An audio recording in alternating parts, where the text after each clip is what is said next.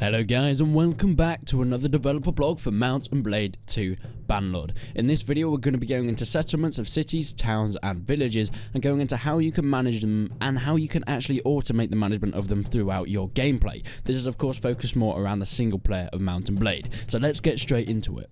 Well, this developer blog is called Settlement Projects. Settlement projects are a way for a player to improve their fives in a number of different ways. We can separate these upgrades into two categories, military and civic. So, of course, these are things that affect more of the military side with the soldiers and garrisons and things, and of course the economy side and how you actually run getting food, getting money, and getting more people and civilians and population in your towns. But let's look into a bit more of the military side of it. Well, the military things, you can do upgrades such as upgrading your walls, which you knew from previous dev blogs, but you're also able to do things like build barracks. Think of it as more of a total war style. The more buildings you have, the more different advantages you'll get throughout your world.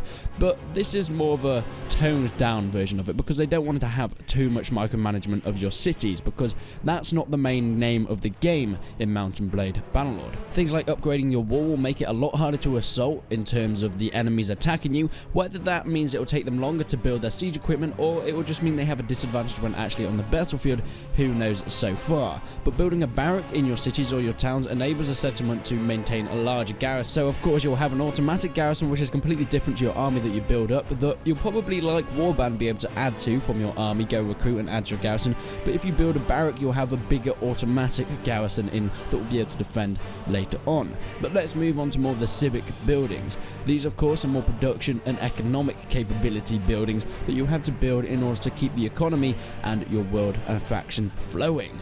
Things like carpenter's halls, which will increase the overall production in the settlement. There's a vegetable garden which will provide a steady supply of food.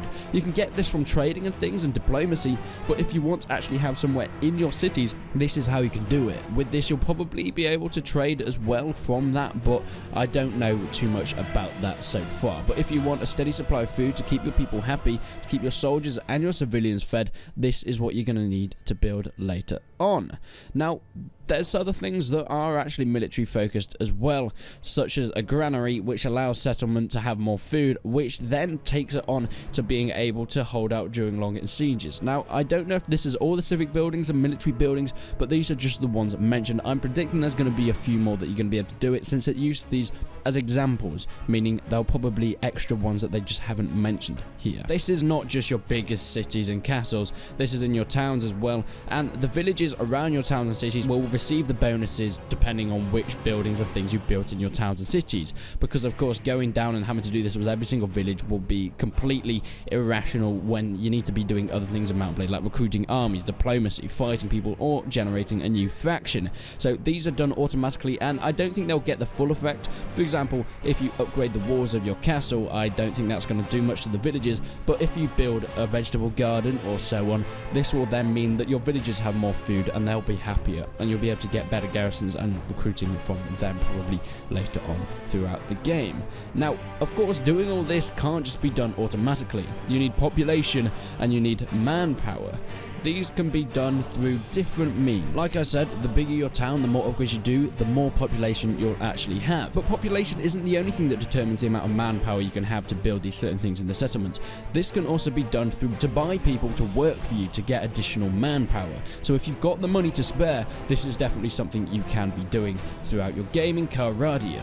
Now, there's one more role in this developer blog which is something we haven't heard too much about before, and this is the role of a governor.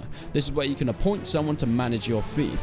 Whether it's an NPC like it was in Warband, where you can appoint a fief or a little village to your NPCs so they can manage it, I don't know if it's going to be the same thing to that. It'll probably be something a bit more advanced and in-depth, but it basically means that they'll handle all the aspects of managing the settlements and they'll provide the fief with small bonuses in the process, which means that a lot of this can be done automatically if that's what you want to do, and then you can go off and you can conquer the land, do different things, sort out your diplomacy, or disrupt someone else's economic and trading somewhere else in the game.